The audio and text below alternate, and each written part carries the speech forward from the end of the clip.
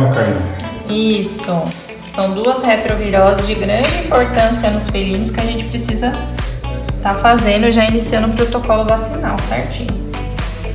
Que muitas pessoas não conhecem o que é febre e FIV. Acho que FIV é a AIDS, né? Isso, a AIDS felina e a febroleucemia felina. Esse gato aqui, ele apareceu na minha empresa faz uma semana mais ou menos. Ele é filhote, estava bem magro, daí a gente pegou para cuidar. Então, ele já sofreu com uma perda de Sansão, que é um gato nosso, da empresa. Eu não sabia que ele tinha febre e há pouco tempo ele faleceu. Se nós soubéssemos dessa maldita doença, a gente tinha feito o processo antes, mas eu não sabia. Agora nós estamos sabendo, então nós estamos fazendo já a prevenção.